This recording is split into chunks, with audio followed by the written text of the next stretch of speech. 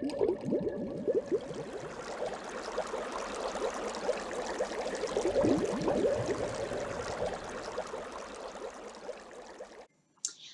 guys, welcome back. Glad you guys watched part one and part two, and I'm gonna do part three of my story. It's a fast one. It's almost over. Not over, but it's just a little a short video that I'm gonna update. And after this, I'm gonna start posting 2 times a week, and I want it to be just different addiction topics. So anything that you guys can think of, please comment, and I'll research it and I'll give you my input and maybe take some of your input on it, and we'll talk about it and make a little video about it, make a little meeting, if you will, and go over some stuff. So let's see, we left off last where I was in Chester after witnessing my drug dealer and the homicide of him and his son. So at this time, I was daily promising Chris, my fiance, that I was getting into rehab, knowing I had no intentions of going. I was talking to him on the phone every day, saying, "Yeah, I'm going. I'm going to go to the Access Center." He was getting his stuff together. Meanwhile, he was staying at the Salvation Army. He was about to get into a housing program. He was staying sober, and he was working full time at a deli counter. Getting his stuff together. I was just as bad as ever. Chris began getting visitations with Remy and Miles. And so one time I was on the phone with them and I heard Remy and Miles in the background, and I asked if I could meet up with them at the park they were at, because they were in the park close to Chester. And he told me he'd rather not. He'd rather me not do that, and that stung like hell. I was really hurt.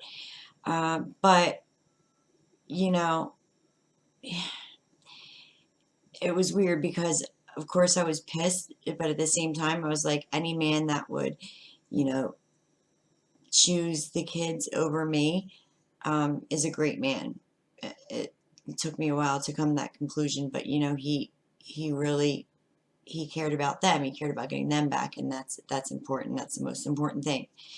He told me he was going to get the kids back eventually when he got housing, and he thought about it, but he decided he would not allow me there if I were still using. First, I was furious, but, like I said, to put the kids first, that was amazing of him. So I got arrested again. I think it was for shoplifting this time at Walmart. And, of course, I had needles on me, and, I got put back in George Hill after I think I was there for about 2 weeks, and I went to court, but I was still in jail at this time. I went to court, and the judge told me, "Look, you've been in and out of rehab, you've been in and out of our jail." He said, if I let you out on bail, on your own recognizance, you need to get into a medicated assisted treatment." So I agreed.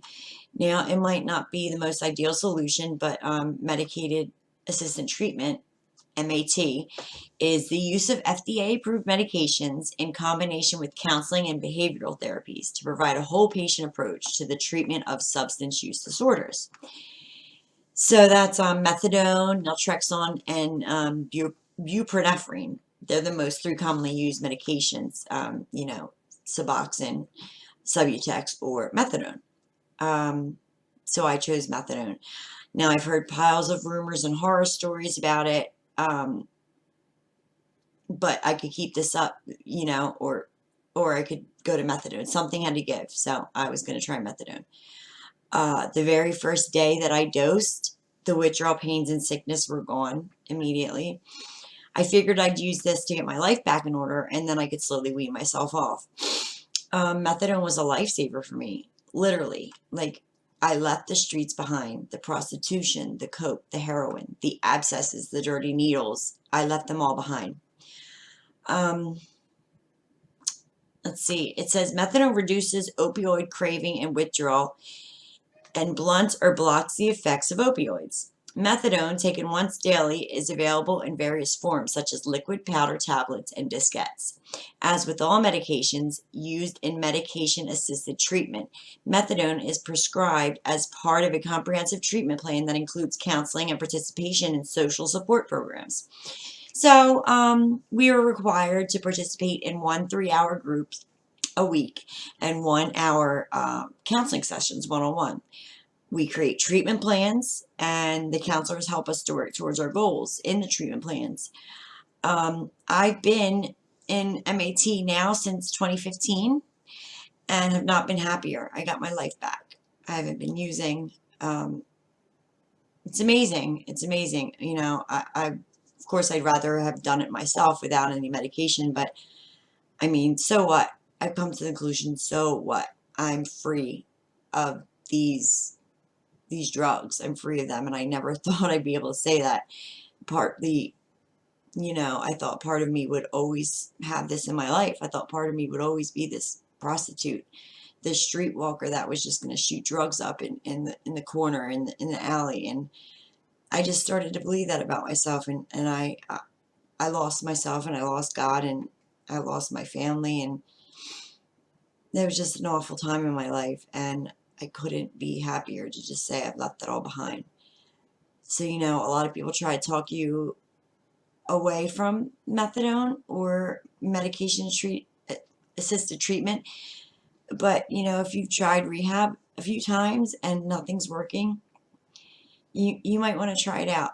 You know, you can always wean off of it later. There's a lot of rumors, but it's not as bad as people say. You know, my fiance is proud of me. I get to be a mom again. My kids love me and the time we spend. Everyone is different, and your recovery has to be your recovery. You've got to find out what works for you.